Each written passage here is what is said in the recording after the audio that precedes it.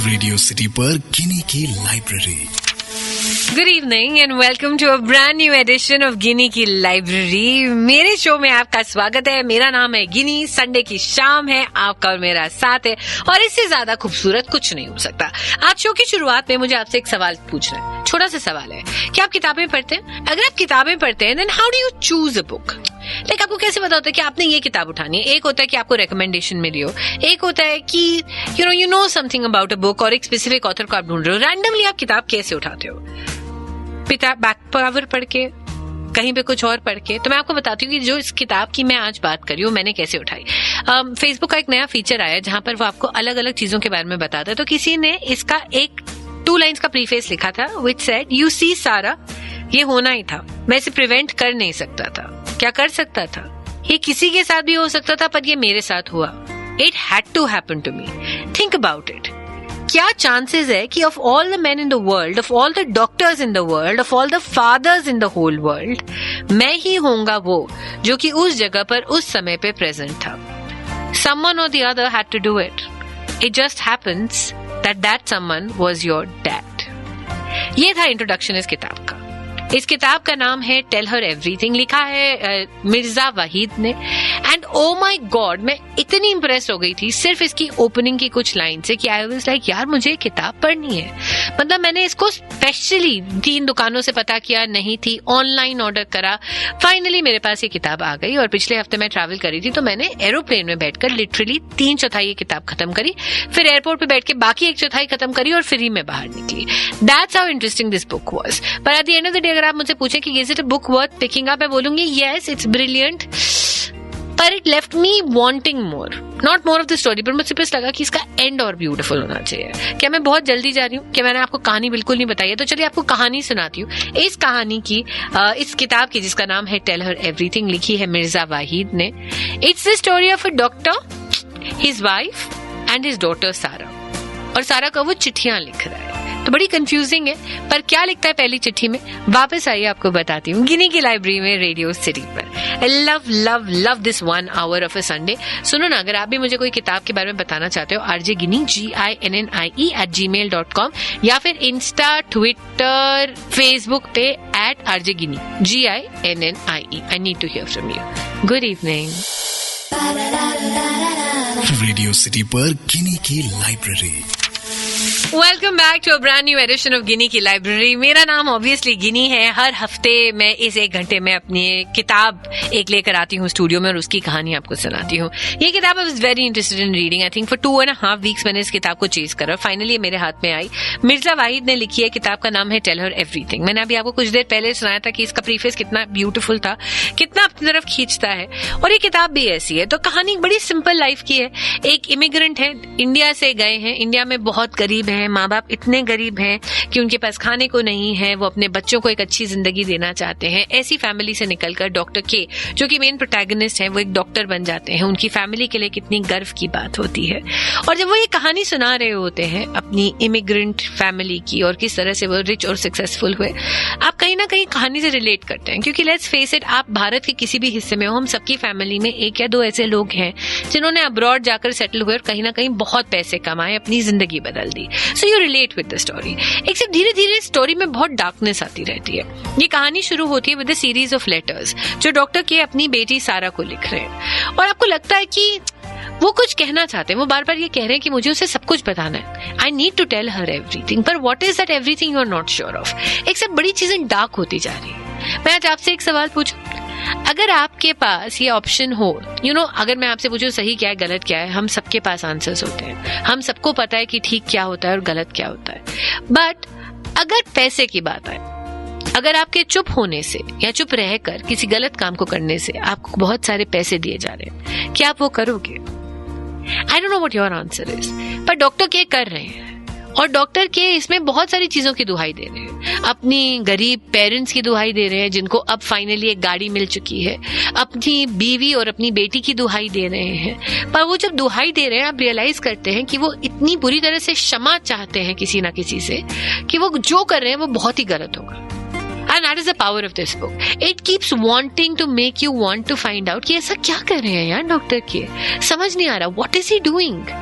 that he needs so much of forgiveness for.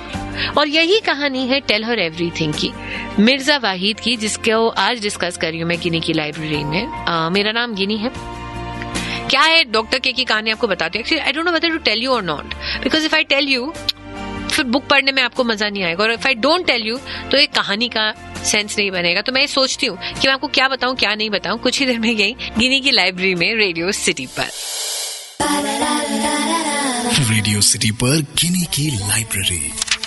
Welcome back. गिनी की library में आपका स्वागत है ऑन दिस ब्यूटीफुल संडे की शाम। मैं जिस किताब की बात कर रही हूँ उसका नाम है टेल हर एवरीथिंग, और इसे लिखा है मिर्जा वाहिद ने। मैं चाहती हूँ कि आप ये किताब पढ़ो, इसीलिए मैं इसका सस्पेंस बिल्कुल रिवील नहीं करना चाहती। किताब है डॉक्टर के बारे में, जो कि एक डॉक्टर हैं जो रिटायर्ड हैं, अब लंदन में रहते हैं और अपनी बेटी को चिट्ठियां लिख रहे हैं। और आप रियलाइज कर रहे हो कि वो अपनी बेटी को अपनी जिंदगी के बारे में बता रहे हैं। This is his chance of getting his daughter to know about him. पर आप हर लेटर में फील करते हो कि वो किसी चीज के लिए माफी चाहते हैं, वो चाहते हैं कि कोई उनको फॉरगिव कर दे। वो क्या चीज है ये क्लियर नहीं है। डॉक्टर के की जिंदगी में वापस चलते हैं तो ये एक इमिग्रेंट थे, एक साउथ एशियन किसी अस्पताल में काम करते हैं, अपनी बीवी अतिया के साथ रहते हैं। अतिया बहुत ज्यादा बोलती नहीं है, अतिया बहुत कॉम्प्रोमाइजिंग है। अतिया के साथ खुश रहते हैं। इनकी एक छोटी सी बेटी होती है सारा के साथ अतिया के साथ अपनी जिंदगी बनाते हैं and life is going on. फिर एक पैराग्राफ थी जहां से शुरुआत होती है इस डार्कनेस की, जहां पे वो कहते हैं आई वाज देयर सारा, मैं वहीं था, in the thick of it, in the middle of it. मैं अपना नॉर्मल काम करता और उसके बीच में ये वाला काम भी करता। मतलब कई बार मुझे समझ नहीं आता था कि मेरा नॉर्मल काम क्या है और ये स्पेशल वाला काम क्या है। मैं वो काम करता, उसके बाद अपने कॉलीग्स के साथ बैठकर चाय पीता, बिस्किट खाता और नॉर्मल जिंदगी हो जाती। पर इस काम के लिए मुझे बहुत पैसे मिल रहे थे। कितने पैसे मिल रहे थे ये मत पूछना, बड़ा एम्बैरेसिंग फिगर हो जाएगा। पर यू नो सारा, इसकी वजह से मुझे नींद नहीं आती थी। मुझे वो लोग दिखाई देते थे, कई बार मुझे स्क्रीम्स दिखाई देती थी, मुझे वो बाप और वो बेटा दिखाई देते थे। अब वो किस बारे में बात करें क्लियरली लिखा नहीं है। इसके बाद शुरू होता है सारा का पर्सपेक्टिव। डॉक्टर के की जो बीवी अतिया है, वो एक दिन एक कार्डियक अरेस्ट की वजह से सडनली चलते फिरते उनकी डेथ हो जाती है। सारा उस समय 7-8 साल की होती है। सारा को स्कूल से बुलाया जाता है। वो बहुत ब्रेव होती है, अपनी माँ की डेड बॉडी के साथ बैठी है। फिर उनके अंतिम संस्कार किए जाते हैं। इंडिया में वो फोन नहीं करते हैं किसी को। उनका एक फ्रेंड होता है बीजू, जो उनकी मदद करता है। और फिर वो डिसाइड करते हैं कि सारा को हमने भेज देना है अतिया के भाई के पास। क्यों? क्योंकि उनको लगता है कि यार सारा के लिए ये जगह अब सही नहीं है, और वो सारा को पैक ऑफ कर देते हैं। अब ये चिट्ठी लिख रहे हैं डॉक्टर के। अब किताब के बीच में सारा की चिट्ठियां आनी शुरू हो जाती हैं, जो वो अपने पिता को लिख रही है। और वो बताती है कि कितना डिसअपॉइंटिंग था एज अ चाइल्ड कि पहले अपनी माँ को खो दो और आपको पता है कि अब आपकी सारी जिंदगी आपके डैड हैं, जो आपसे बेहद बेइंतहा मोहब्बत करते हैं, आपके साथ बहुत टाइम स्पेंड करते हैं, और सडनली वो डैड भी आपको अपने आप से दूर कर देते हैं, एक मामा के घर भेज देते हैं। और वो मामा को आपके डैड वैसे ही कभी पसंद नहीं थे। कई बार मामा मामी रात को जब सारा सुन नहीं सकती थी या उनको लगता था कि सारा को सुनाई नहीं देगा, धीरे धीरे बात करते थे कि पता है डॉक्टर के क्या क्या काम करते हैं। अल्लाह तौबा। ये तौबा कभी सारा को समझ नहीं आता था कि क्या है, पर सारा को बहुत बुरा लगता था कि मेरे डैड के बारे में ऐसा क्यों बोल रहे हैं। These are two फॉर्मेट, एक फादर का पर्सपेक्टिव, एक डॉटर का perspective to the same situation. और आप रियलाइज करते हैं कि कितना डिफरेंस हो सकता है एक ही सिचुएशन को देखने में, और कोई भी सही और कोई भी गलत नहीं होता। Another part of the book that I really really really liked, सारा कहती है आई डिड नो कि आप क्या करते थे डैड। और यहाँ पर किताब लिटरली एक पॉज ले लेती है, जैसे मैं लूंगी अब एक छोटी सी ब्रेक के लिए पॉज। गिनी की लाइब्रेरी में आज जिस किताब को डिस्कस कर रहे हैं उसका नाम है टेल हर एवरीथिंग, लिखी है मिर्जा वाहिद ने। It's a book worth reading because it will make you think. Yes, that's why I like it. Good evening जी। रेडियो सिटी पर गिनी की लाइब्रेरी।